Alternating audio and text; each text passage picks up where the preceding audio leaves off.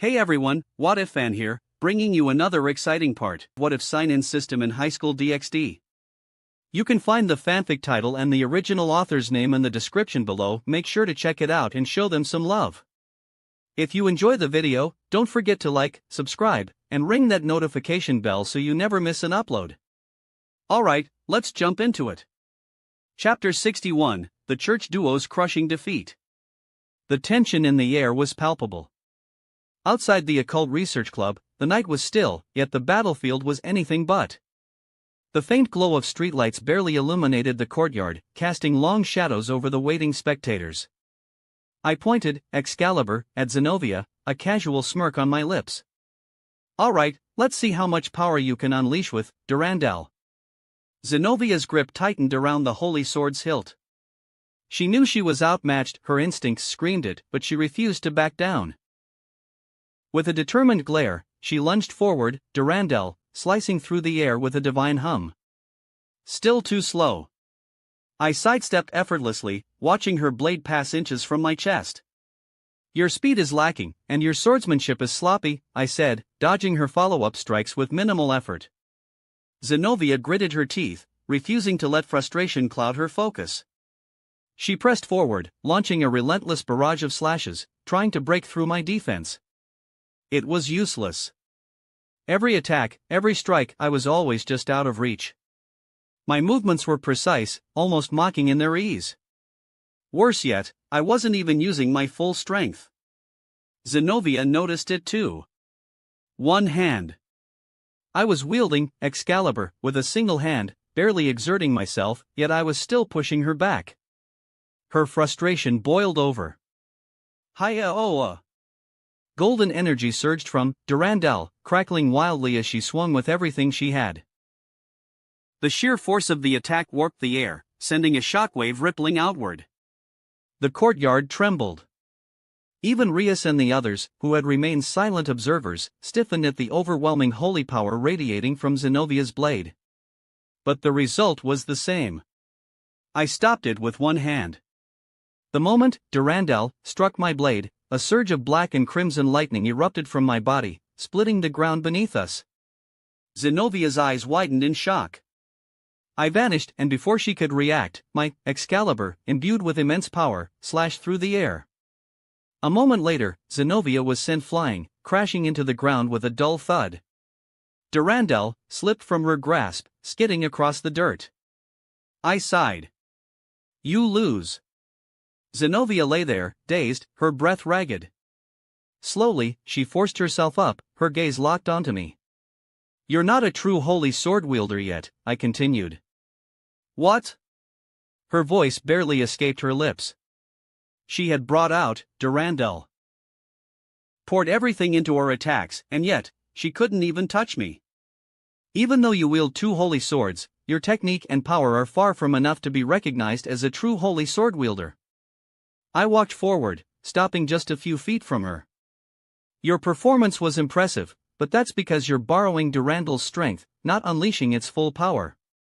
The previous wielder of Durandal, Vasco Strata, could slay an ultimate-class devil with a single swing. What about you? Silence. Zenobia clenched her fists, her expression clouded. Maybe you're right, she admitted. I'm not worthy of Durandal yet. She had fought with everything she had, yet it hadn't been enough. The realization left a bitter taste in her mouth.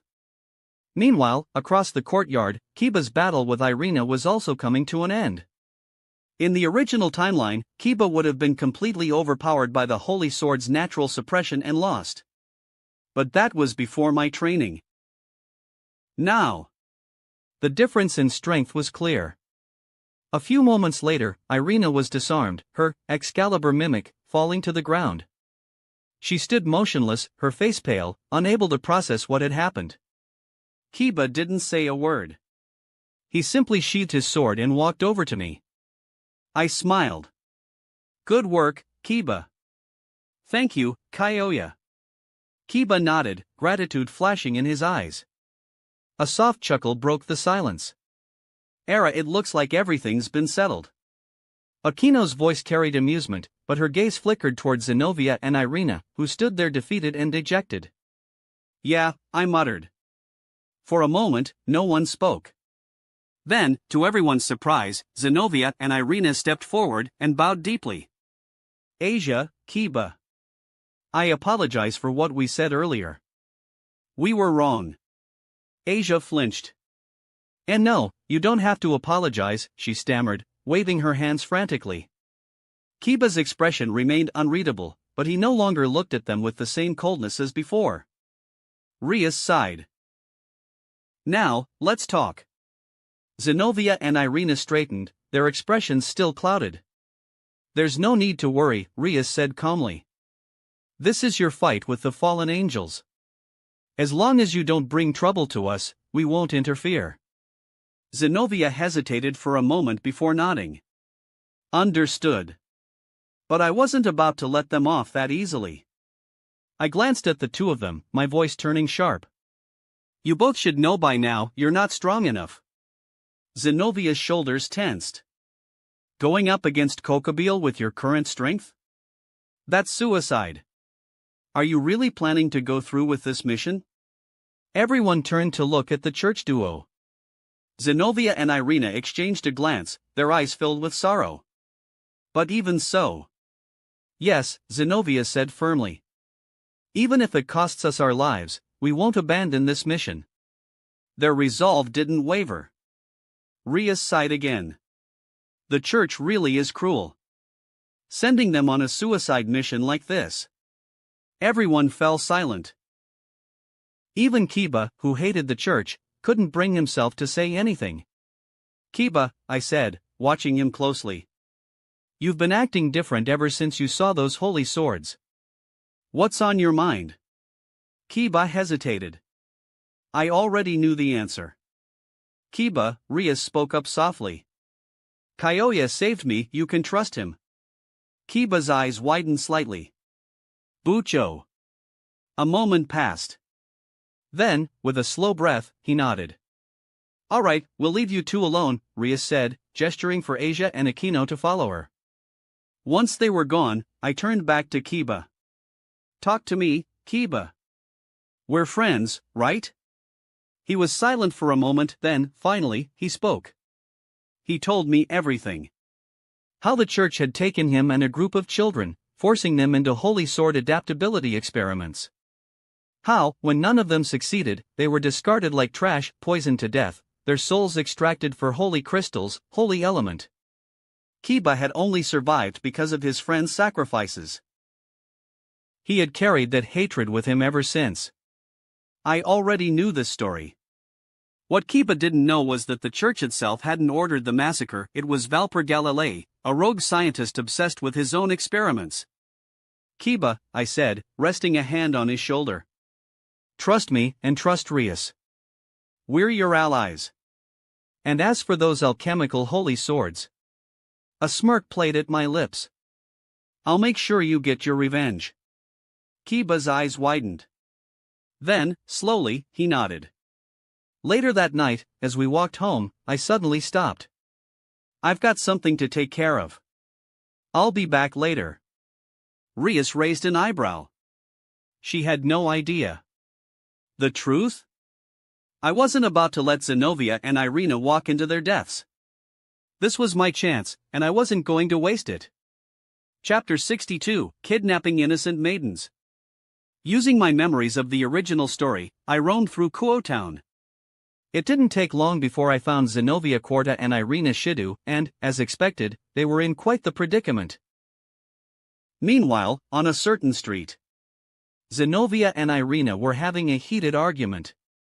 They had spent all their money on a fake painting of a saint, and now they were broke. "This is all your fault, Irina. If you hadn't wasted our money on that stupid painting, we wouldn't be broke." Zenobia's voice was sharp with frustration, her arms crossed as she glared at her partner. Irina pouted, crossing her arms defensively. Hey. That's a saint's portrait. I bought it for our faith." "Faith? I've never seen a saint in the Bible that looks like that." Zenobia scoffed. Irina averted her gaze, suddenly unable to meet Zenovia's piercing stare. A moment later, she slumped against the nearest wall, sliding down until she was sitting on the pavement. Her stomach grumbled audibly, her voice carrying a mix of despair and exhaustion. Ugh! Why is everyone in this country so heartless? Can't someone show us a little pity? Zenobia sighed, rubbing her temple. At this rate, we'll starve before we even start our mission. They were stranded in a foreign city, their only lead on the Excalibur fragments as vague as ever, and now, thanks to Irina's brilliant spending habits, they had no money left. The cherry on top? They had already been completely humiliated by me earlier today. They were one bad decision away from dying of hunger before they even got a chance to fight Kokobile. Let's just focus on finding Kokobile, Zenobia muttered. I'd rather die fighting than starve to death like this. Irina groaned in defeat. Yeah. I know. Just as they were about to drag themselves back onto their feet, I made my entrance. Well. If it isn't the famous church duo. My voice rang out smoothly, carrying an unmistakable hint of amusement. Zenobia and Irina turned sharply toward me. I stood a short distance away, my hands in my pockets, a lazy smirk playing on my lips as I looked them up and down. Weren't you two supposed to be on some grand holy mission? What are you doing sulking on the streets like beggars? Irina's eyes widened in shock before narrowing in annoyance. TCH. It's you. What, did you come to mock us? I chuckled, tilting my head. Nah, I'm not that cruel. But I will say, this is a pretty pathetic look for you. To emphasize my point, I pulled out a large bag of Kaniko's specially made dried fish snacks from my system storage and popped one into my mouth, chewing slowly. Zenobia and Irina immediately locked eyes on the food, their expressions stiffening. Even Zenobia, usually composed, swallowed hard. I let out a hum of satisfaction, exaggerating the sound as I reached into the bag for another piece. Here. You want some? The church duo blinked in shock. Zenobia's eyes narrowed in suspicion, while Irina's expression twisted between desperation and skepticism. Wait. You're just giving these to us? Irina asked warily. What's the catch? Zenobia added, crossing her arms. I rolled my eyes. Do you two seriously think I'd go through the trouble of tricking you over a couple of dried fish snacks? I scoffed. You both combined aren't even a match for me. What could I possibly want from you? Irina's face flushed slightly, but she quickly covered it up with a haughty scoff. Well, you never know. Maybe you are up to something. Still, she hesitated, glancing at the snacks again. Are you really giving these to us? Here, take them. They're yours. Eat up. I said with a smile. Irina didn't hesitate this time.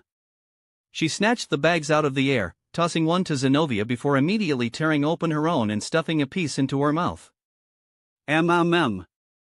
Finally, something to eat. Thank the Lord. Zenobia, chewing much more gracefully, nodded. God must have answered our prayers. I deadpanned. Excuse me? What?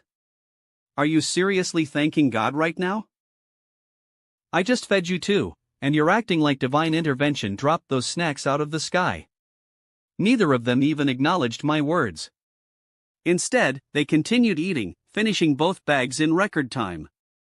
I sighed. Well, you two are certainly gluttons. You finished those in no time. Once they were properly fed, I leaned forward slightly, smirking. Now then. How about we make a deal, ladies? A deal? Zenobia perked up slightly. Yep. You two become my maids, and in exchange, I'll provide you with food and shelter until you find Kokobile and complete your mission. Sounds fair, right? Irina immediately scoffed. What? Make us your maids? You wish. She huffed indignantly, I'd rather starve to death than eat your food. But Zenobia, on the other hand, lowered her head in thought. Then, she looked up at me, her brow furrowed. I have no problem with that. What? Zenobia, how can you give in to this jerk just for a little bit of food? Irina was shocked and couldn't believe that Zenobia had agreed so easily. Irina, use your brain, will you? Zenobia knows what she's doing. I retorted. As a warrior, you'd rather starve to death than accept help? What about your mission? Irina trembled. Fine. I understand. I'll be your maid. Irina finally relented, a mix of frustration and tears in her eyes. I clapped my hands together. Great. Then let's get you two cleaned up. And maybe, just maybe, we can do something about those shrinking boobs. Hey! What did you just say about my boobs? Irina snapped, blushing furiously as she covered her chest with her hands. What? I'm just saying, if you don't eat properly, your figure will suffer. And a maid needs to look presentable, right? I explained helpfully. Hearing my explanation, Zenovia's lips twitched, and she gave me a strange look, not sure what to make of me. After our meal, we went to a maid-themed boutique. The moment we stepped inside, a chorus of sweet voices rang out. Welcome home, master. Ah. This is the life. Irina and Zenovia, on the other hand, were not amused. Why did you bring us here? Irina asked, her voice laced with suspicion and dread as she eyed the maids surrounding us. I grinned. To buy your maid outfits, of course. And remember, you're supposed to call me master. Or you'll be punished. Zenovia, I'm starting to regret this, she whispered. Zenovia simply rolled her eyes. Ignoring their inner turmoil, I turned to one of the store attendants, flashing a charming smile. Excuse me, could you please pack up these, and these, oh, and definitely those? Minutes later, we emerged from the shop, my arms loaded with shopping bags filled with carefully selected maid outfits. I turned to Zenovia and Irina, an unmistakable gleam of excitement in my eyes. He. Once we get home, you two are changing into these immediately. Irina and Zenovia visibly shuddered, a sudden chill running down their spines. Chapter 63, Irina's lewd maid outfit. When we stepped inside, Rias and the others froze, their eyes locked onto Zenovia and Irina standing beside me. Sona adjusted her glasses, a frown settling on her lips. Are these the holy sword wielders from the church? Yep. And from now on, they're my personal maids. I grinned. For a moment, silence. Then. Kyoya, you never fail to amaze me, Akino teased, placing a hand on her cheek. You fought them just hours ago, and now they're under your wing? You're getting more and more devious. I feigned offense, placing a hand on my chest dramatically. Devious? Please. I'm simply a benevolent man offering shelter to two lost souls. Call it compassion. The girls all rolled their eyes, their skepticism practically oozing from their expressions. I clicked my tongue, shaking my head. Such ungrateful women. Keep this up, and I might just have to sneak into your rooms tonight and devour every last one of you. Rias and Sona flushed, Akino's smirk widened, and Kaneko scoffed. Asia, as expected, remained blissfully unaware, her head tilting in confusion. Aika, meanwhile, was struggling to hold back laughter. Alright, enough messing around. Zenovia, Irina, I'll show you to your rooms. Get cleaned up. Zenovia nodded, unfazed, while Irina still looked like she wanted to argue. Not long after, Zenovia and Irina were in their assigned room, adjusting to their new environment. A sudden knock at the door made them both turn.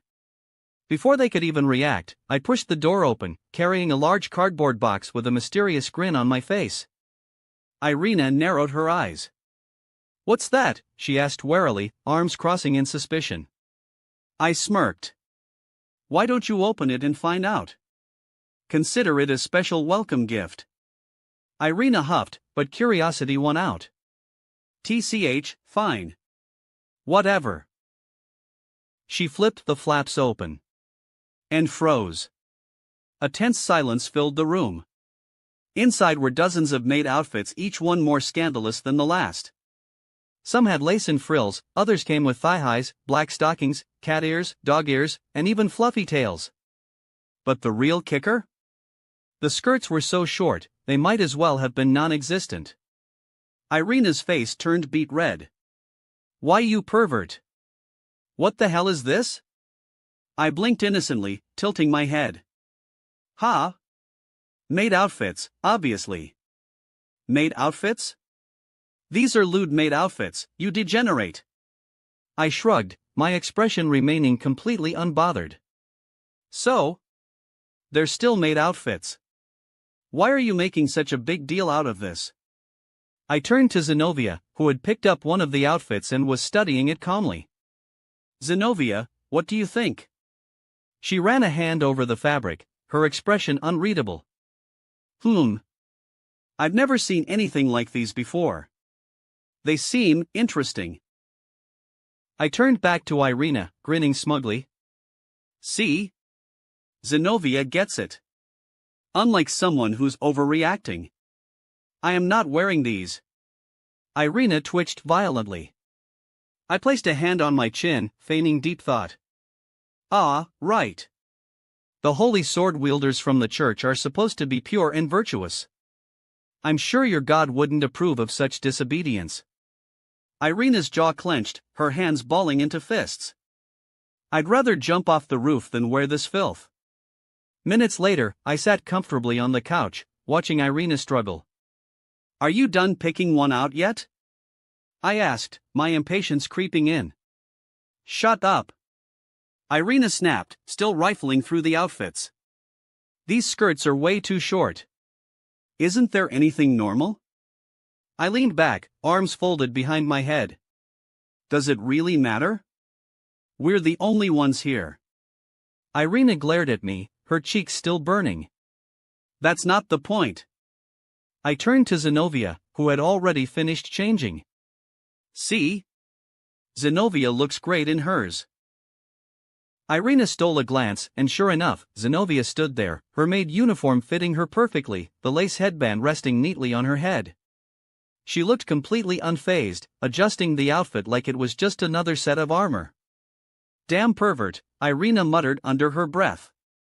In the end, she reluctantly grabbed the least revealing outfit. You have to leave while I change. It's only natural for a master to watch his maid change. I grinned.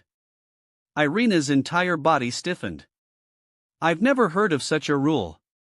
With her face burning red, Irina begrudgingly changed in front of me, her movements stiff and hesitant. I sat up straight, eyes locked on her as she slowly pulled the dress over her head. The blue maid outfit clung to her figure perfectly, accentuating every curve. The short skirt, paired with white thigh-high stockings, created the ultimate absolute territory, a visual attack of the highest order. Finally, she slumped, as if accepting her fate, and muttered, "There. Are you happy now?" "Very happy." I grinned, eyes gleaming. "Irina, I'm thirsty." "Ugh, I'll get you some water." "Irina, my shoulders are sore." Meanwhile, Rias, Sona, and the others had been watching from the hallway, their expressions frozen in disbelief. Akino giggled, placing a hand over her mouth. Arakayoya sure knows how to enjoy himself. Kaneko folded her arms, clearly unimpressed. Oof. That pervert Kyoyo-senpai just wanted them for himself. What a lecher. Ria sighed heavily, rubbing her temple. Kyoya, seriously. Then. Akino turned to Rias, her smirk widening. Rias, you're looking awfully frustrated. Could it be jealousy? Rias's brows twitched. Jealous? Don't be ridiculous. Then why don't you just give up? Rias's eyes darkened. Give up? So you can take the main wife position? Not happening. Sona pushed up her glasses, smirking slightly. Oh, Rias, I can't just pretend I didn't hear that. Then let's settle this, Rias said, her crimson eyes flashing.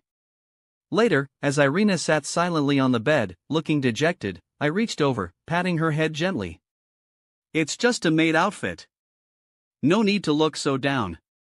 Irina sighed deeply. Do I even have a future? Irina said, thinking about the dangers of their mission. Her expression was complicated. Zenobia, beside her, remained silent, her head lowered. Seeing her expression, I pulled her and Zenobia into a warm embrace.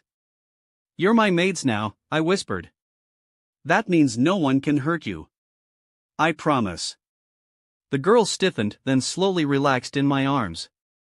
Even if I was a shameless pervert, I was also the strongest shield they could ever have.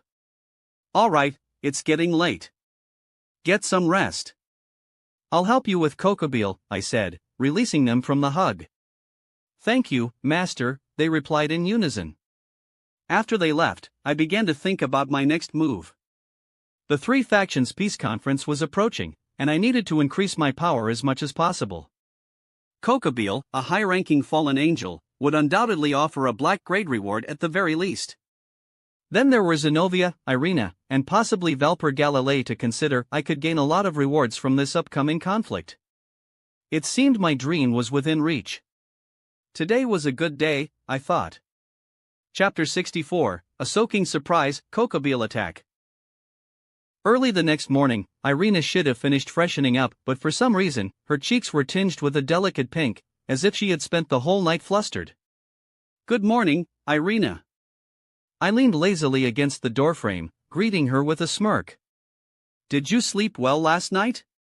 Why, yeah. Fine. Irina's eyes darted around, avoiding direct eye contact with me, afraid of revealing her embarrassment. Her voice wavered slightly, and although she tried to look composed, I caught her sneaking nervous glances at me. You've got dark circles under your eyes, and why are your legs squeezed together so tightly? Could it be? I looked at Irina's expression, then blinked, teasing her. Irina, did you maybe wet the bed? Exclamation point. Wah! Why you shut up? Irina's face exploded into a deep crimson as she recoiled in shock. Isn't it all your fault that I'm like this? And you have the nerve to ask. Her voice cracked in outrage, but her eyes betrayed a hint of panic. If you hadn't kept doing that all night, then... Irina's voice trailed off, becoming as quiet as a mosquito. I tilted my head, feigning innocence. Oh? My fault? What did I do? Irina's mouth opened, but no words came out. She clenched her fists, her entire body radiating embarrassment. The memories of last night came flooding back. Last night, Irina and my room were on the same floor. When she went to use the bathroom, she accidentally saw something through the slightly open door of my room. And not just anything. I had been busy. Irina had frozen in place, completely stunned as she accidentally bore witness to a certain late-night activity involving Tsubasa Yura and Kiryu Aika. By the time she had snapped out of her daze and actually made it to the bathroom, her face had been burning hotter than a furnace. Even after returning to bed, she hadn't been able to shake the images from her mind. Needless to say, she hadn't gotten a wink of sleep. Ah, my bad, Irina. I forgot to set up a soundproof barrier last night. I scratched my cheek, looking a little sheepish. I had been so excited that I had forgotten to set up a magic barrier.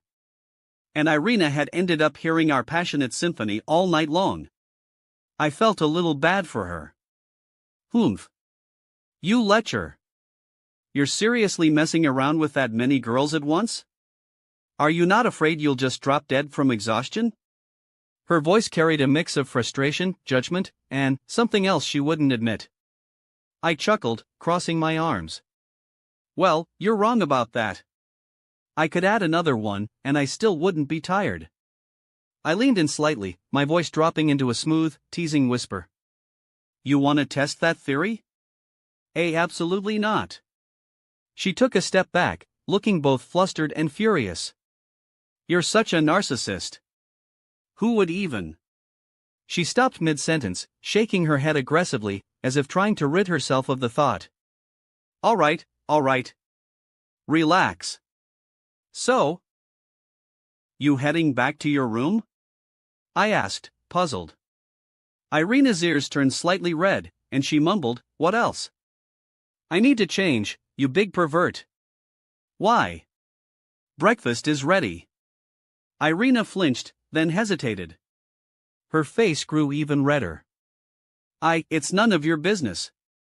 This was because, when she went to the bathroom this morning, Irina discovered that she had, in fact, wet herself. This was a huge blow to her. After breakfast, the group sat in the living room, chatting. The atmosphere was unusually tense. Kyoya, are you saying that Kokobile is looking for us? Rias crossed her arms, looking at me seriously. More specifically, he's looking for Zenobia and Irina. A heavy silence fell over the room. I think I know why. I leaned forward, resting my elbows on my knees. The 3-faction peace conference between devils, angels, and fallen angels will take place in Kuo Town soon. If Kokobile attacks during the talks, he could completely shatter the peace process and ignite another war. Exclamation point. Hearing my words, everyone was shocked. The fallen angels want to restart the war? No. This isn't all the fallen angels, just Kokobile. He's a war maniac. All he cares about is fighting.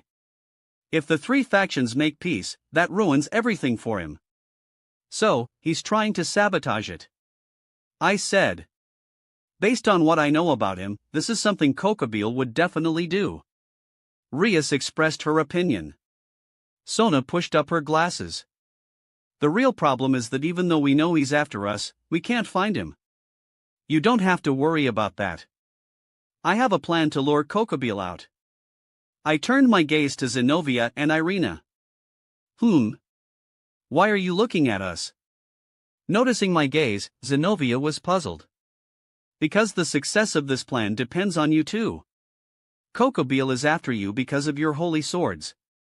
So, we find an isolated spot, and you two release your sword's aura. That should lure him out. Will that really work? After hearing my suggestion, Irina was a little worried, and Zenobia, beside her, also had her doubts. It's the best plan. If we do nothing, you two will always be in danger. If Kokobile ambushes you, he could take your swords, or worse. After a long silence, Zenobia finally spoke. Alright, I agree with your plan. Irina, beside her, wanted to say something, but after opening her mouth a few times, she ultimately relented. Just trust me.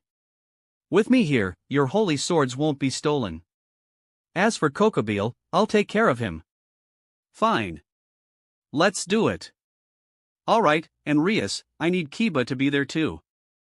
There's someone he needs to meet, someone who might help him overcome his past trauma. I smiled at Rias and made the request. Kiba? I understand. Although she didn't understand what I meant, Rias trusted me completely. At an open area in the academy, I saw Kiba arrive via a magic circle. I then instructed him, Kiba, no matter what happens later, you have to stay calm. Understand? Yes. Kiba nodded, although he was confused. Zenobia, Irina, you can start now. Hearing my words, Zenobia and Irina looked at each other, then summoned their respective holy swords. A holy aura emanated from them, instantly forming a pillar of light that shot into the sky. Then, we waited patiently for our enemies to arrive. And then... he's here. Just as I finished speaking, everyone sensed a powerful magical presence rapidly approaching from afar. The sheer force of it made the girls feel a little breathless. Chapter 65, Facing the Big Boss, a free-for-all battle begins. As time passed, the dark shadow in the distance slowly took form. Soon, everyone could clearly see the figure hovering in the sky. It was a male fallen angel with 10 black wings, a sharp hawk-like face, and piercing crimson eyes that radiated malice. His very presence exuded a suffocating aura, making the air feel heavy. With a casual motion, the fallen angel conjured a throne of light and sat upon it, looking down at us with a sinister smirk. Interesting. So you were expecting me? You deliberately exposed your location just to lure me in? His voice was calm, but it carried an undeniable arrogance. And you holy sword wielders, muddling with devils. Did you truly think that would be enough to protect you? How naive. His gaze swept over Irina and Zenobia, eyes filled with mockery. So that's Kokobile. Irina's voice was barely above a whisper. She and Zenobia both stared up at the fallen angel cadre, their bodies tense. The moment they felt the overwhelming pressure from his aura, their hearts sank. The power gap between them and their target was too vast, far beyond anything they had ever encountered before. Just then, a notification chimed in my mind. Ding! Discovered target character, Kokobile, task grade, black. Task condition, defeat him. I raised an eyebrow. Kokobile was only ranked as a black grade? That meant his power level was at the ultimate class, maybe at best Quasi-Mao class. TCH. What a disappointment. Here I thought he was some big shot, one of the few remaining warriors from the ancient war who had battled both Mao and gods. And yet, he wasn't even a true Mao class being? A fraud. Rias took a step forward, her crimson hair flowing behind her as she looked up at Kokobile with icy hostility.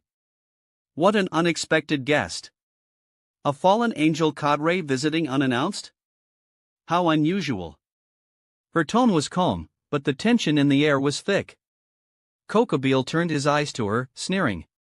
Red hair. Ugh, how revolting. You're just like your wretched brother, Sirzex Lucifer, soaked in that nauseating Gremory bloodline. Makes me sick to my stomach. Kokobile, what exactly brings you here to my domain? Rias narrowed her eyes.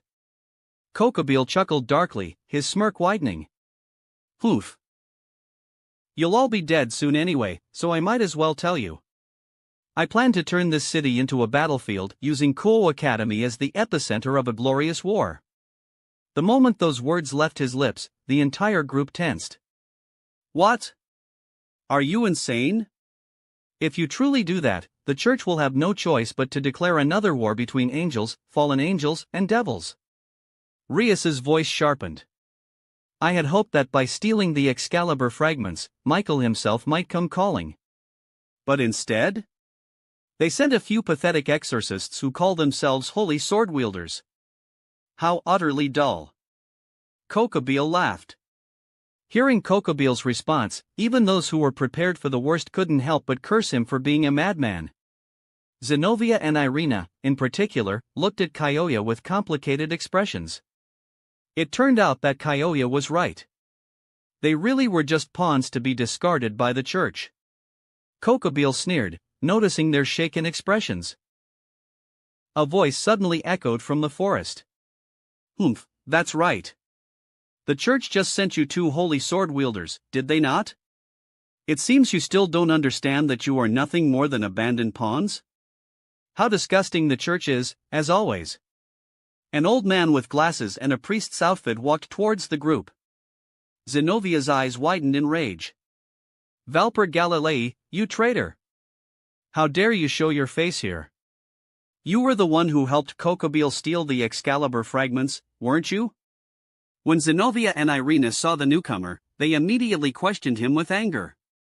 Exclamation point. Hearing the priest's name, Kiba could no longer suppress his rage. His eyes were bloodshot as he glared at him.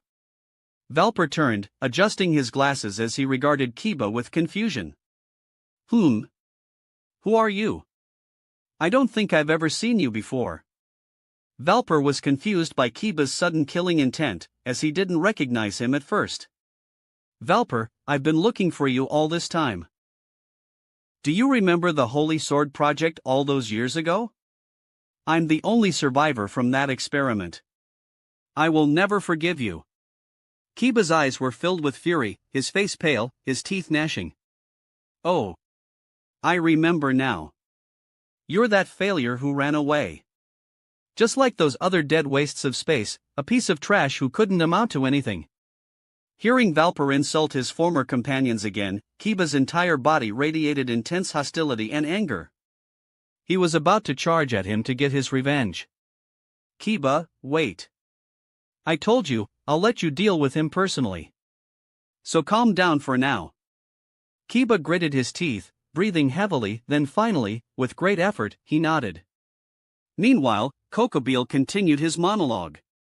After the war between the three factions, I was so bored. Both Azazel and Shemhazai were so passive about another war. Not only that, but Azazel also went around collecting those boring sacred gears, completely immersing himself in that research. I have no interest in that stuff. Then, he spread his wings wide. So, I'll start the war myself. And I'll begin with you, Rias Gremory and Sona Citri, the sisters of Lucifer and Leviathan. If I kill you two here, the three factions will have no choice but to fight. Now, time for your baptism. With that, Kokobeel's face turned sinister. He gathered his magic power, instantly creating countless spears of light. Boom! The sky exploded with golden spears of light, descending upon us like a rainstorm. Look out! Seeing this, Rias, Sona, and the others quickly erected magic barriers, blocking Kokobeel's attacks. Kokobeel, seeing his attack thwarted, praised them. Not bad, for the sisters of Mao. It seems I can't finish you off so easily. In that case, let's have some fun. A massive magic circle appeared in the sky. And from within, monstrous, three-headed Cerberus beasts emerged, snarling and baring their fangs as they surrounded us. Chapter 66. Various preparations for the Cerberus. Those are Cerberus? Rias took a sharp breath as she gazed at the monstrous hounds, their enormous, three-headed frames exuding a terrifying presence. To think he would forcibly bring the guard dogs that reside at the gates of the underworld here, just to carry out his schemes. He's really going all out. The massive Cerberus hounds stood in formation, their hellfire-coated fangs dripping with heat, growling low and menacingly. Kaneko, Akino, Kyom, let's go! Rias ordered, her crimson hair flowing behind her. Yes. Without hesitation, the three girls moved into formation. Sona, we'll need you to set up a barrier this time. Rias added.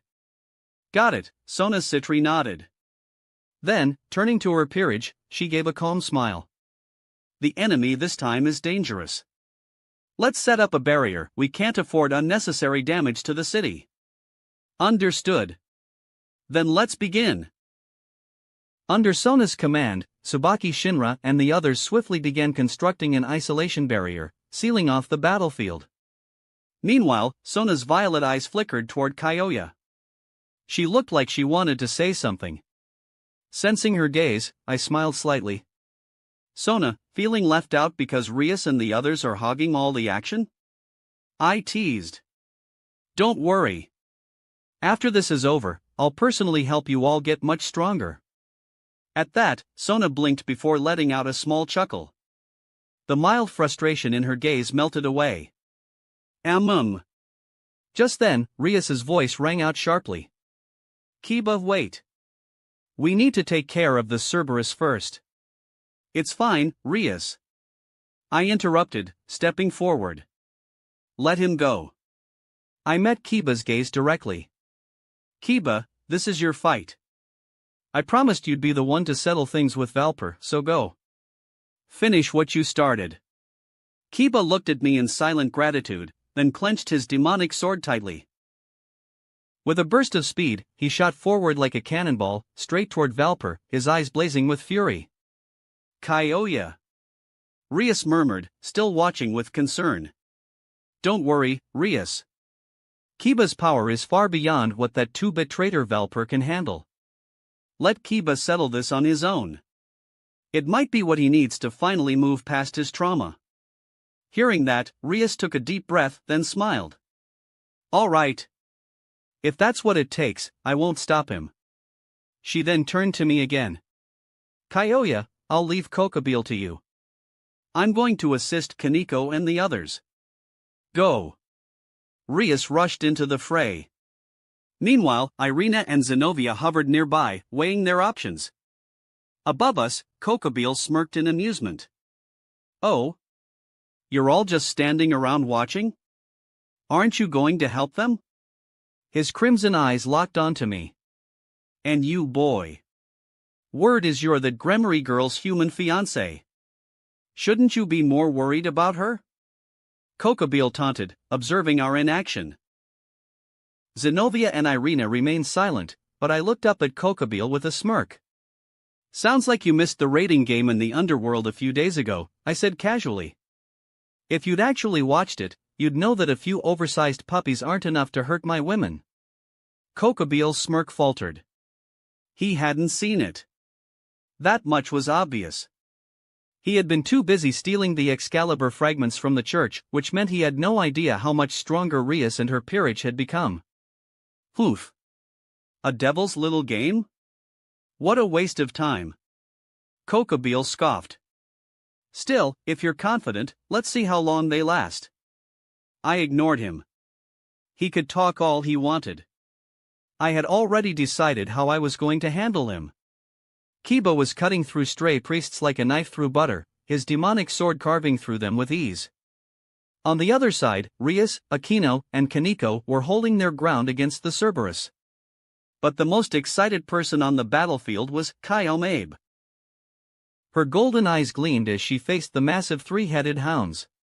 He. I didn't get to fully show off last time. This time, I'm going all out. She stretched out her hand. Come forth, three-eyed golden wolf. Roar. With a howl, a gigantic golden wolf materialized before her. Its three glowing eyes shined ominously. Upon seeing the wolf, the Cerberus flinched slightly. But after a brief hesitation, they snarled and lunged. The three-eyed golden wolf had been enhanced multiple times by me. Its power had already reached high-class level, far surpassing the Cerberus. With a snarl, the golden wolf dodged the incoming attack and countered with blinding speed. The Cerberus's hellfire-coated claws were completely useless against the golden wolf's superior strength. Boom! With a powerful swipe, the golden wolf sent one Cerberus flying. Then, in a single fluid motion, it pounced, pinning the beast beneath its claws. A sharp golden beam burst from its mouth, piercing through the remaining head of the Cerberus. The Cerberus howled once, then collapsed, lifeless. Well done. You're truly my trump card, magical beast. Seeing how powerful her three-eyed golden wolf had become, Kyome couldn't help but praise it. I didn't expect Kyome-chan to be the first one to finish off her opponent. It looks like we can't fall behind, right, Rias? Seeing Kyome's three-eyed golden wolf's performance, Aquino smiled and turned to Rias. Of course. Aquino, let's go. Rias also smiled, as if she didn't consider the Cerberus as a threat at all. With that, Rias unleashed her crimson power of destruction, firing a beam of destructive energy that shot through the air like a flash of lightning towards the Cerberus. Boom! The Cerberus before her didn't even have time to react before it was completely vaporized. Meanwhile, Aquino raised her left hand, pointing her index finger towards the sky. A terrifying chill spread out from her. In the blink of an eye, the Cerberus before her, along with its flames, were completely frozen solid. Then, she moved her other hand, and threads of lightning wrapped around her. Suddenly, bolts of purple lightning appeared in the sky above, pouring down towards the frozen Cerberus. Crack! The lightning struck the frozen Cerberus, shattering it into countless fragments of ice. At this point, only the Cerberus facing Kaneko remained. However, Chapter 67. Balance Breaker, Holy Demonic Sword of Twin Supremacy. On the battlefield, Kaneko Toju was locked in a fierce struggle against the Cerberus. Despite her incredible physical strength, she specialized in close-range combat, making the Hellhound's vicious flames and multiple snapping jaws difficult to handle. The fight had reached a stalemate. Watching from the sidelines, Zenobia Quarta couldn't hide her surprise. Rias and the others had dealt with their own Cerberus opponents so effortlessly, yet Kaneko was still struggling? Realizing this situation, Zenobia made her decision. Right now, we're allies, and we have a common enemy. It's only right that we help, Zenobia muttered, tightening her grip on Durandal before charging in. A moment later, Irina Shido, wearing a conflicted expression, followed suit, raising Excalibur Mimic in both hands. Kaneko landed a powerful punch to the Cerberus's gut, sending it staggering backward. Seizing the opportunity, Zenobia and Irina struck simultaneously, two flashes of light, and in the next instant, the Cerberus's left and right heads were severed. Kaneko exhaled, gathering her demonic energy before activating her trump card 8 Gates release. Her small fists clenched as a surge of raw power coursed through her. Ha-hoa! With a final devastating punch, she obliterated the last remaining head. The Cerberus convulsed, twitching as blood sprayed across the ground until it collapsed, lifeless. Up above, Kokobile watched the entire thing unfold. And instead of anger, he laughed. Ha ha ha ha. Impressive. I thought you'd at least be injured after dealing with my pets, but you finished them off so easily. His crimson eyes gleamed with twisted amusement. You're not just some minor brats, you're shaping up to be amongst the top underworld's new generation. How delightful. Kokobile was not angered by the easy defeat of his Cerberuses. Instead, he was even more pleased and found the situation quite amusing. I rolled my eyes. Keep laughing, you won't be smiling much longer. Meanwhile, on the other side of the battlefield, Kiba Yuta was locked in combat against a stray priest wielding a holy sword, while Valper Galilei stood at a distance, watching with a smug grin. Heh, I heard one of the test subjects escaped, and to think he became a devil. How pathetic. Valper chuckled, shaking his head. But I should thank you, failures. Without your sacrifices, my research wouldn't have succeeded. Kiba finished off the stray priest with a swift slice of his demonic sword before turning to Valper, his face grim. Succeeded? What do you mean? Originally, the factors possessed by those of you with aptitude weren't sufficient to manifest the ability to wield a holy sword. So, I came to a conclusion: extract the adaptation factors from those with the aptitude. What? Kiba's voice dropped to a low, dangerous growl. Ignoring Kiba's rising fury, Valper pulled out a small white crystal from his pocket and twirled it between his fingers. And then, we successfully crystallized the adaptation factors we extracted from you. What I'm holding in my hand is a crystal made from those factors.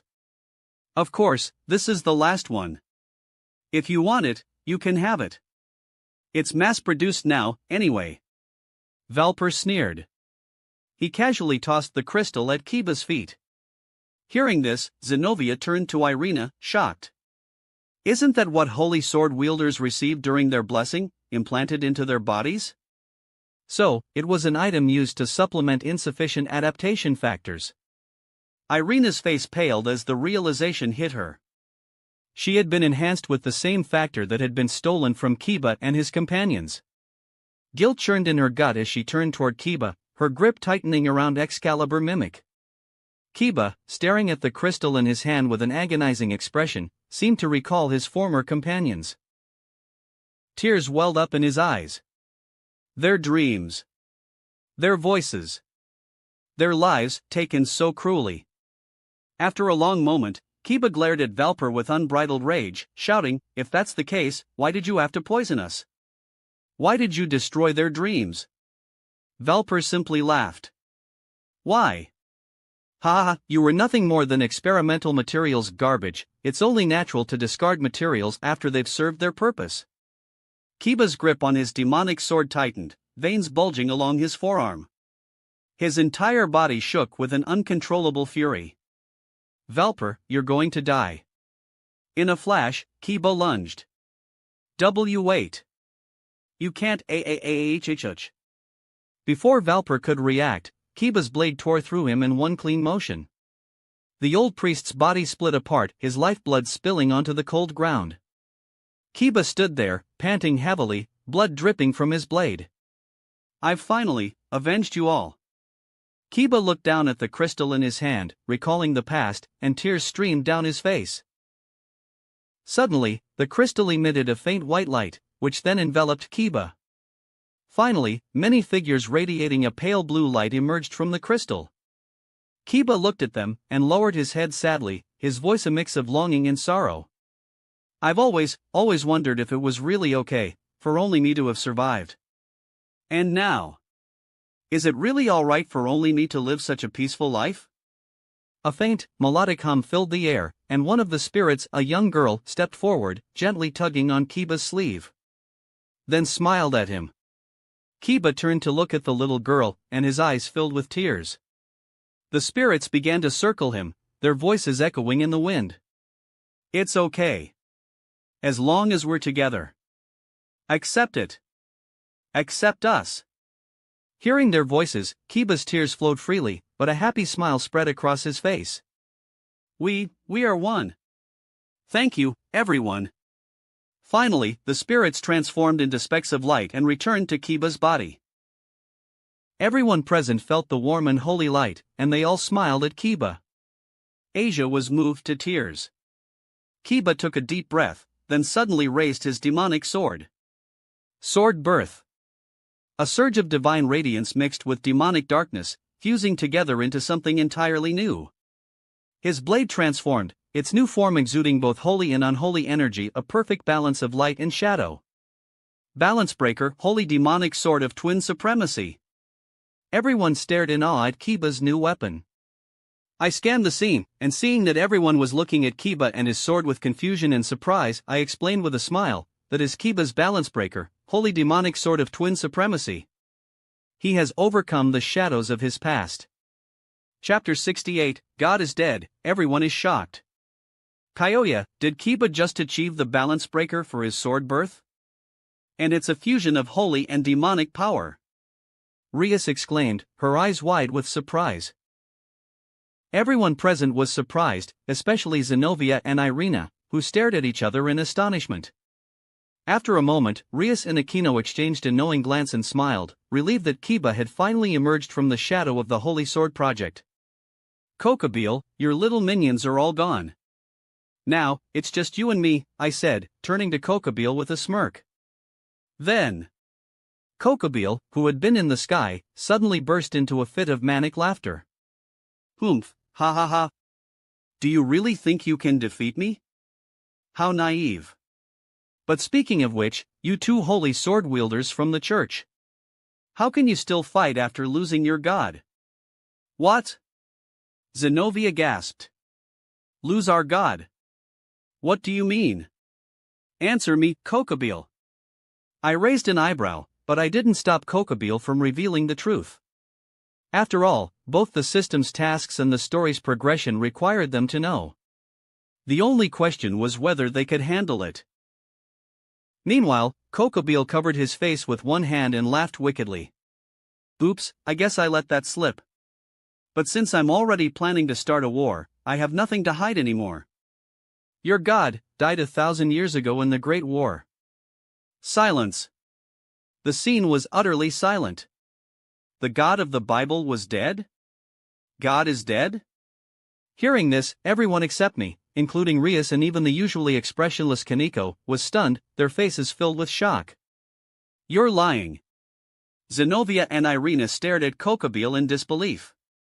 God is dead? Impossible. We've never heard of such a thing. Rias widened her eyes, an expression of disbelief on her face. Humph, in the Great War thousands of years ago, God single-handedly dragged down the original 4 great Satans of the underworld and a large number of high-class devils. The angels and fallen angels also lost most of their forces, except for their leaders. Pure-blooded angels can no longer be born, and pure-blooded devils are becoming increasingly rare. The leaders of the angels, fallen angels, and devils, and even the gods and mythical beings of other pantheons, concealed this truth to ensure the survival of the humans who believed in God. Hearing this, everyone was stunned into silence. Kokobile, on the other hand, grew more and more agitated, his face twisting with anger as he gritted his teeth. What I'm dissatisfied with is that after God and the Mao were dead, that bastard Azazel decided that war was pointless and chose to stop. If the battle had continued, the fallen angels would surely have been victorious, and there wouldn't be the 3 factions as they exist now. Unforgivable. Towards the end, Kokobile couldn't help but roar. You're lying. You must be lying. It can't be true. Hearing Kokobile's words, Zenobia and Irina's legs gave way, and they crumpled to the ground, a sense of panic and helplessness washing over them. As devout believers in the God of the Bible, the news of his death was a devastating blow. But Asia suddenly retorted, God is gone? You're lying. Then how do you explain the blessings and miracles we received from the church? This statement immediately became Zenobia and Irina's last hope, because those were the powers of God, and couldn't be faked. Kokobile grinned, looking at Asia with an amused expression. Even though God is dead, as long as the system of heaven exists, Michael can manipulate it to grant blessings and grace. But he can only maintain the system's operation. There are many loopholes in the system now, such as not being able to create new pure-blood angels. And because God is dead, the boundary between holy and demonic power has become unstable. That's why that boy over there was able to fuse holy and demonic power to create a holy demonic sword. And you, former nun of the church. If God hadn't died and the system of heaven hadn't developed problems, leading to complications with sacred gears, your sacred gear would never have been able to heal devils. Hearing Kokobile's explanation, Asia almost fainted and collapsed. Luckily, Kaneko was there to catch her and help her sit down under a tree. So, Archangel Michael is the one replacing God? Zenobia exclaimed, her voice filled with disbelief. Then, what are we? Irina murmured, her eyes filled with pain. Kiba's expression was complex. When he and his companions were at the brink of despair and collapse during the Holy Sword Project, they constantly sang hymns and prayed to God.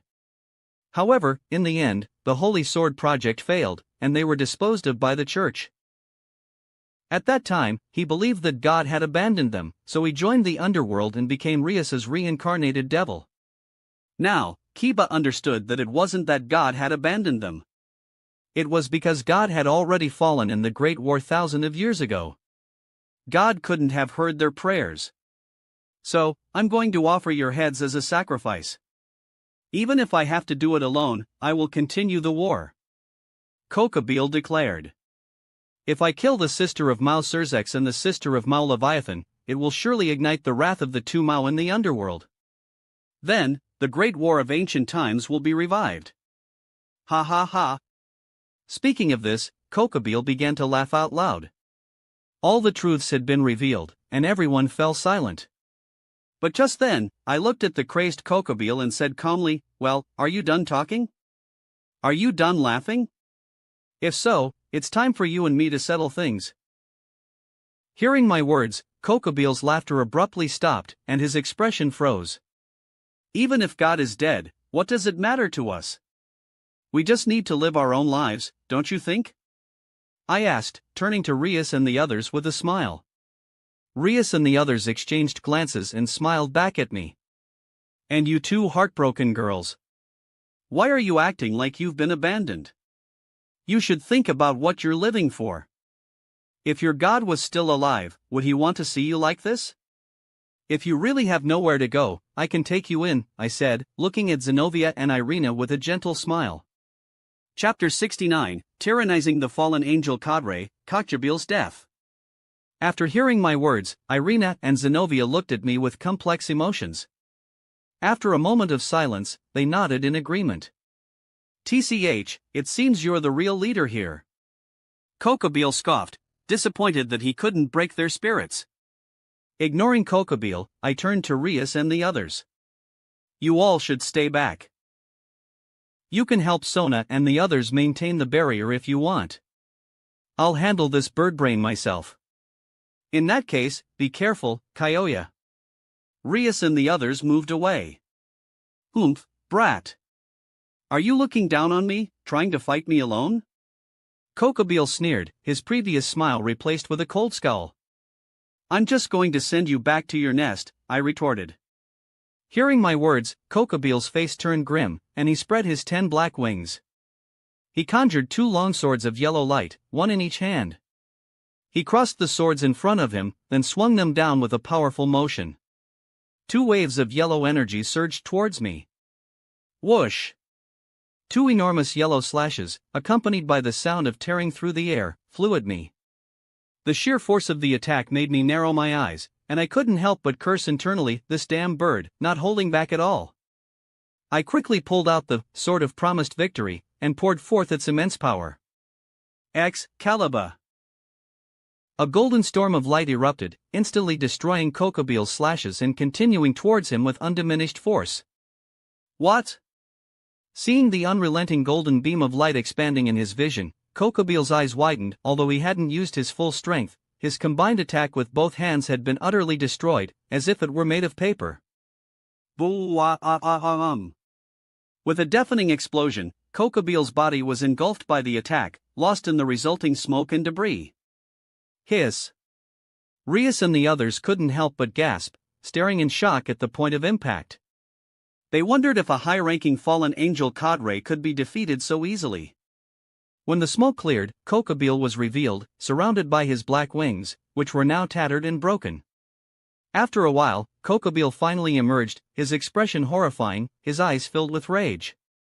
Seeing the weapon in my hand, Cocobeel was shocked. Could that be the legendary, sword of promised victory? In your hand? To think you're its wielder, how very interesting. But with your current strength, you can't fully unleash the power of that holy sword. What a shame. You're all still going to die. Ha ha ha. Cocobeel continued to mock me crazily. Humph. As expected of a veteran fallen angel cadre. It seems that simply relying on Excalibur won't be enough to finish him off easily. Seeing that Excalibur's attack hadn't caused any serious damage to Cocobeel, I sighed. I could have summoned Rayquaza to easily defeat Cocobeel, but I didn't want to. This was a rare opportunity to have a fallen angel cadre as a training partner. I wanted to make the most of it. Then, I instantly saw my body turning into a blue streak of lightning as I charged towards Cocobeel, brandishing Excalibur, now crackling with lightning, and swung it down. Clang! Cocobeel created a magic barrier with both hands, which managed to block Excalibur. Second gate, open. Seeing this, I narrowed my eyes and activated the 8 gates, increasing my power. Then, with an even more ferocious attack, I struck the magic barrier. Crack! Before Cocobeel could even taunt me, his barrier shattered and he was sent plummeting from the sky, crashing into the ground. Before anyone could react, I gripped Excalibur with both hands, unleashing a dazzling, holy light that seemed to ripple the very air around it. Seeing me charging my attack, Cocobeel, who had been sent crashing to the ground, was enraged. He couldn't believe he had been injured by a human, not once, but twice. You damn brat! You're going to die, he roared. Cocobeel flew towards me, his magic powers surging around him. Cocobeel raised both hands above his head, and a spear of pure light energy formed in his hands. As he poured more magic power into it, the light spear grew larger. Everyone watched in horror as they felt the terrifying aura emanating from the spear. That bastard has gone mad. If Kyoya can't block it, Koho Town will be destroyed. Rias's eyes narrowed. Kyoya. Akino's expression also became worried. Die, you little brat. Cocobeel roared, hurling the spear towards me. My expression remained serious. I channeled all my power into Excalibur to counter Cocobeel's attack. Boom! A blinding explosion engulfed the battlefield, and when the dust settled, Cocobeel was revealed, his body covered in blood. One of his arms was almost completely severed. Kyoya! Kyoya! Rias and the others cried out anxiously. But then, a massive, dark blue Susanoo emerged from the ground, its towering figure casting a long shadow over the battlefield. What's that? How could you be unharmed? Cocobeel was astonished. I smirked, then launched a relentless assault on Cocobeel with the Susanoo. The Susanoo's giant fist slammed into Cocobeel, sending him crashing to the ground once again. Thud! A loud crash echoed as the powerful shockwave dispersed the surrounding trees, snapping them in half. Seeing Cocobeel's bloody and miserable state, I didn't stop there. I continued to control Susanoo, grabbing Cocobeel like a helpless chick. With a slight squeeze of Susanoo's hand, nearly all of Cocobeel's bones were shattered, causing him to scream in agony. Then, I controlled another of Susanoo's hands to rip off Cocobeel's 10 black wings, one by one, causing him to pass out from the pain. Seeing Cocobeel's fate, Rias and the others shuddered. Oh my, that looks fun. I'll have to try that next time I encounter a fallen angel, Akino chirped. Hearing Akino's words, Rias and the others turned to look at her, speechless. On the other side, seeing Kokobeel unconscious, I tossed him to the ground. Then, I dispelled Susanoo and summoned Excalibur, plunging it into Kokobeel's heart. A powerful surge of holy energy ravaged his body. Thus, the fallen angel Kadre Kokobeel was dead. Chapter 70, Black Grade Reward, The Passing Through White Dragon Emperor. Rias and the others watched as the fallen angel Kadre died a gruesome death, couldn't help but sigh. I, on the other hand, was filled with anticipation. This was the first time I had completed a black grade task, and I was eager to see what kind of reward I would receive. In the past, even red grade sign-in rewards had yielded great prizes. I wondered what kind of boost a black grade reward would give me this time. Ding! Task completed. Congratulations to the host for receiving a black grade sign-in gift bag. Black grade gift bag opened. Congratulations to the host for receiving a portion of the True Dragon bloodline. I already have the Azure Dragon's soul, so why am I getting this? Well, it seems pretty useful at this stage, so I guess it's not too bad. This reward was related to the world of problem children are coming from another world, aren't they? Azidahaka, the last embryo of humanity, possessed the True Dragon bloodline. Even more terrifying was that Azidahaka had the power to repel 1,000,000 gods. If he bled, his blood would transform into god-class beings. He also possessed abilities like Avesta, which allowed him to mimic the gifts of others and incorporate them into himself, and Verena, Halo of the Supreme Ruler, a powerful gift said to have the power to destroy a third of the world. It was the strongest lightning fire-based ability. So, he had all sorts of powerful abilities. Therefore, even though this black grade reward was only a portion of the True Dragon bloodline, it was still a significant boost to my power. It might even be enough to push me to MAU class. System, infuse me with the True Dragon bloodline. I mentally commanded. Ding! Infusion initiated. Boom! A powerful draconic aura erupted from my body, and the ground around me began to tremble. Sona and the others, who had been about to remove the barrier, were forced to reinforce it instead, to prevent further damage to the academy. Rias watched me with a mixture of surprise and curiosity. Kyoya, I can't see through him anymore. He's become so much stronger. Indeed. But why is he suddenly emitting a dragon's aura? Akino was also puzzled. The True Dragon bloodline was coursing through my body, enhancing my bones, muscles, magic power, and every other aspect of my being. The pain was intense, but I gritted my teeth and endured it. After a while, the pain finally subsided, and I felt as if I had been reborn, completely refreshed and invigorated. Ding! True Dragon bloodline fusion successful. Hearing the system's notification, I clenched my fists, feeling the immense magic power coursing through my veins. A faint smile appeared on my lips. System, show me my status screen. I mentally requested the system to display my status. Host, Kyoya Hibari. Bloodline, True Dragon bloodline. Physique, MAU class. Magic power, MAU class. Abilities, Azure Dragon Soul Power, Rinnegan, Rumble Fruit, 3 types of Haki, Flying Thunder God Technique, 8 Gates, 6 Powers, Enhanced Chains of Heaven. Pets, Super Shiny Ice Blue Rayquaza, MAU class, Evolution Potential, Quasi Super Devil / Transcendent. Inventory, Zanpakuto, Zangetsu, Sword of Promised Victory, Excalibur. Yes, seeing my current stats, I was quite satisfied. Oh my, Kyoya, you've become so strong. You even defeated Kokobeel without any trouble.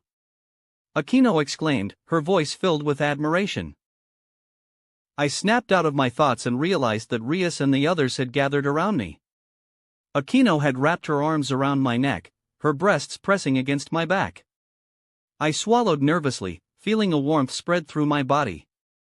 Seeing my reaction, Akino's eyes flashed with a mischievous glint. She leaned close to my ear and whispered seductively, Kyoya, are you feeling excited? How about I come to your room tonight? The other girls, seeing Akino trying to seduce me, were immediately annoyed. Aquino, let go of him. Kyoya is my fiancé. Rias grabbed one of my arms, glaring at Aquino. Oh, Rias, you haven't even gotten engaged to him yet. Even if we're not engaged, Kyoya is still my fiancé. You both need to back off. Oni-sama is mine. Just as the two were bickering, Asia suddenly rushed over and hugged my waist, pouting at them. Ahem, we can discuss this at home. Now's not the time. Someone's coming, I said, looking towards the edge of the barrier. Sona, you don't need to maintain the barrier anymore. He'll be here soon. Sona nodded and instructed her peerage members to remove the magic barrier. Then they all came to my side. Ha! Someone's coming? Hearing my words, Rias and the others also looked in the direction I was facing, confused. Moments later, a white light appeared in the distance. When the light faded, a figure covered in silver-white armor, with pale blue energy wings and a white tail, appeared before everyone. Rias, Sona, and the others gasped, feeling a sense of awe and trepidation from the newcomer's overwhelming aura. They had just defeated the fallen angel Cadre Kokobile, and now an even more powerful being had appeared. Valley, you're here, don't tell me you came for that guy? I asked, raising an eyebrow at the White Dragon Emperor and gesturing towards Kokobile's lifeless body. What? He's the White Dragon Emperor, Valley Lucifer? My words caused everyone's hearts to skip a beat, and they all stared at the White Dragon Emperor in disbelief. This is the current host of one of the two heavenly dragons? Valley ignored the gazes of the others. However, after looking at Kokobile's lifeless body, he twitched his mouth, then turned to me with a complicated expression. Habari Kyoya, I came here on Azazel's orders to retrieve that fool Kokobile. I didn't expect you to finish him off quickly. It seems I underestimated you. Vala said helplessly. But since he's already dead, may I take his body back? Sure, go ahead, I said, waving my hand dismissively. In that case, thank you. But Vala then looked at me with burning intensity. Habari Kyoya, I hope the next time we meet, I can have a proper fight with you. Sure, just don't lose your confidence after I defeat you, I replied with a smile. Oh, you're confident. In that case, I look forward to our next encounter. Vala's eyes flashed, and he chuckled. Then, in front of everyone, Valley picked up Kokobile's cold corpse, his blue dragon wings unfolded, and he transformed back into a beam of pale blue light, disappearing into the sky. That wraps up this part of What If Sign-In System in High School DxD. Thanks so much for listening. As always, new parts drop every 4 days, so be sure to stay tuned. If you enjoyed the video, don't forget to like, subscribe, share it with your friends, and please consider supporting the original author as well. See you in the next one.